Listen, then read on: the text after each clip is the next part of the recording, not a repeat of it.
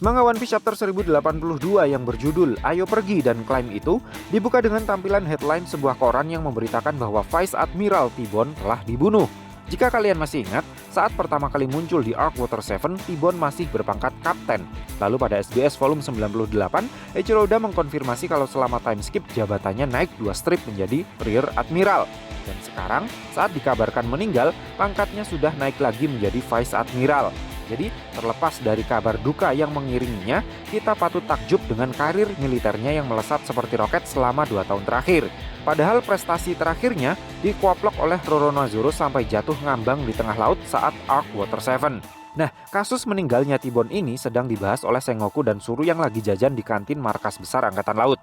Dari percakapan mereka berdua, akhirnya diketahui kalau T-Bone tewas di tangan penduduk sipil dan pelakunya masih belum tertangkap sampai sekarang. Namun paling tidak, mereka sudah mendengar kabar kalau keluarga pelaku kini hidupnya lebih layak setelah T-Bone tewas. Kabar ini sontak membuat Sengoku mengelus dada dan istighfar. Rakyat yang pajaknya mereka gunakan untuk beli Rubicon dan tas Hermes kini sudah berani melakukan serangan balik. Tapi jawaban Suru terdengar masuk ke akal. Yang butuh uang tidak hanya para bajak laut, Kadinkes, dan gubernur saja. Karena sekarang kepala para petinggi Angkatan Laut dibanderol ratusan juta beli oleh Cross Guild, maka wajar jika rakyat kini juga mengincar kepala mereka. Apalagi di PP Kingdom, tempat T-Bone ditugaskan, yang mayoritas penduduknya hidup di bawah garis kemiskinan, di mana ribuan orang mati per tahun gara-gara kelaparan. Namun Suru tidak bermaksud membenarkan tindakan si pelaku dengan argumennya itu. Suru hanya tidak habis pikir, bagaimana bisa si badut bagi yang sempat dipandang sebelah mata, kini bisa menimbulkan kekacauan yang begitu parah. Kini Angkatan Laut tidak bisa hanya fokus kerja untuk menjaga warga yang membayar pajak kepada mereka. Tetapi mereka juga harus mawas diri dari potensi serangan warga yang kesal gara-gara pajak mereka dikonsumsi secara zolim.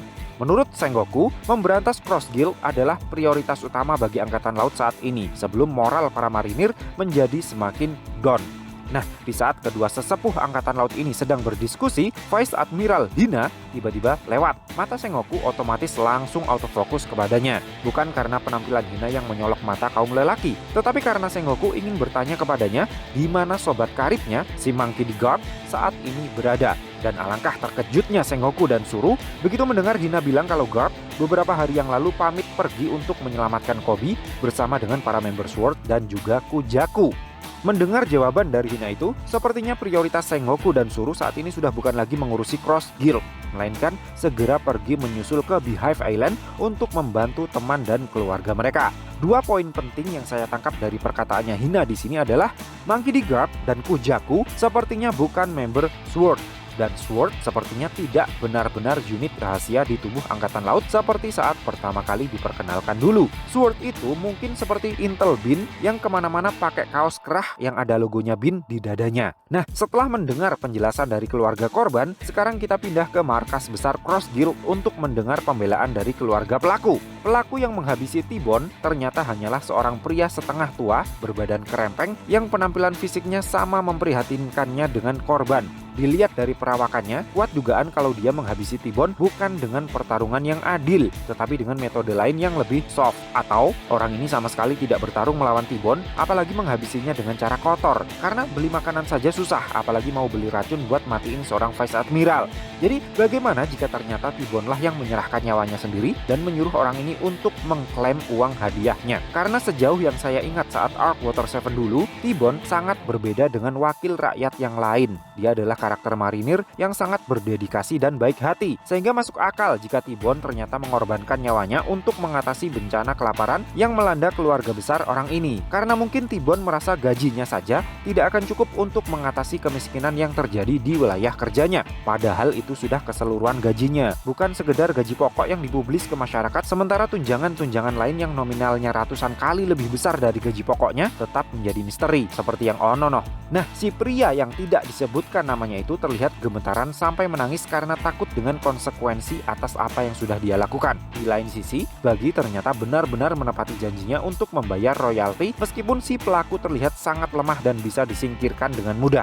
Bagi bahkan juga menawari si pelaku untuk bergabung dengan Cross Guild dan memberinya perlindungan dari kejaran Angkatan Laut. Si pelaku pun pada akhirnya tidak merasa menyesal atas apa yang sudah dia lakukan karena tahu keluarganya saat ini sudah tidak terancam mati kelaparan lagi. Dia pun disambut dengan sangat ramah ramah oleh para member Cross Guild yang begitu fanatik dengan Buggy dan menganggap dua lainnya tidak lebih hanya sebagai kacungnya saja. Yang mana dua kacung yang mereka maksud itu sepertinya tidak lain dan tidak bukan adalah Crocodile dan Dracul Mihawk. Saking fanatiknya mereka terhadap Buggy saat dipercaya membangun sebuah kapal untuk Cross Guild, jadinya ya seperti ini. Terang saja, mata, hidung, dan giginya Buggy langsung melompat keluar begitu melihat penampakan kapal barunya itu. Bukan apa-apa, seperti halnya saat membuat poster Cross Guild, Buggy jugalah yang menawarkan diri kepada Croco dan Mihawk untuk menghandle pembuatan kapal utama mereka. Tapi lagi-lagi gara-gara karyawannya yang terlalu berlebihan dalam berimprovisasi, Buggy harus kembali merasakan ganjaran yang cukup setimpal dari Croco dan Mihawk atas dosa-dosa yang diperbuat oleh para pengikutnya itu.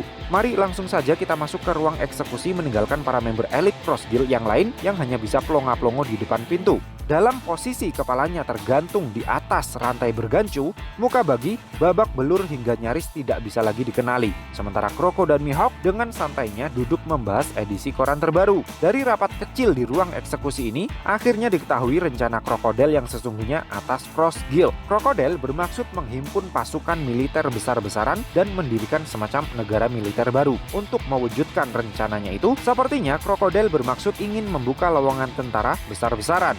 Namun belum selesai Crocodile mengutarakan rencananya itu, Buggy sudah keburu menyela pembicaraannya karena Buggy merasa jalur yang sudah ditempuh oleh Cross Guild sudah jauh melenceng dari esensi seorang bajak laut sejati. Bukannya mengejar kekayaan dan kejayaan, Cross Guild di tangan Crocodile dan Mihawk justru digiring ke ranah politik kenegaraan.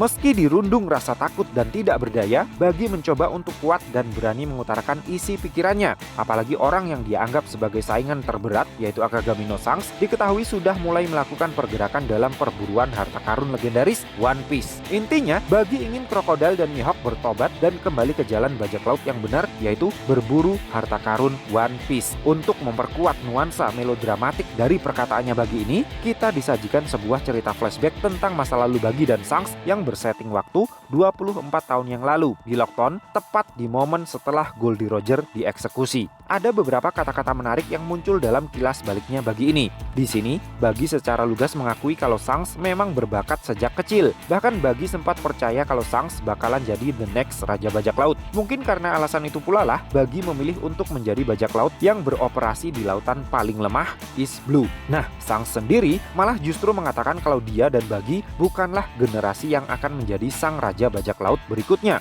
Kenapa Shanks bisa sampai seyakin itu? Ingat nggak saat Roger memutuskan pensiun, dia sempat ngobrol berdua dengan Shanks kecil yang membuat Shanks menangis kejer. Saya pikir di momen itulah semua info tentang calon Raja Bajak Laut berikutnya Roger katakan kepada Shanks kecil, lalu memberi tugas kepada Shanks untuk mempersiapkan segala sesuatu untuk menyambut kemunculannya. Di mana salah satu hal yang perlu Shanks persiapkan adalah menemukan buah iblis Gomu Gomu no Mi. Sepertinya Buggy sama sekali tidak tahu tentang wasiat Roger itu, makanya dia kelihatan bingung kenapa Shanks baru bergerak sekarang. Kebetulan saat ini dunia mengakui kalau posisi Buggy sudah setara dengan Shanks, yaitu sama-sama menyandang gelar Yonko. Sehingga Buggy pikir tidak ada salahnya jika dia juga ingin ikut berkompetisi dengan Shanks untuk memperebutkan One Piece. Masalahnya, apakah mau Dracul Mihawk dan Crocodile bertarung melawan Akagami, Kurohige, dan Topi Jerami di bawah bendera Buggy? Kalau hati mereka akhirnya terenyuh dengan kebulatan tekad Buggy, maka itu akan jadi sangat gawat. Ingat nggak saat pertama kali Luffy merekrut Zoro, dia bilang pendekar pedang terhebat di dunia memanglah yang dibutuhkan oleh seorang Raja Bajak Laut. Nah, sekarang kita semua tahu kalau penyandang gelar pendekar pedang terhebat di dunia adalah Dracul Mihawk.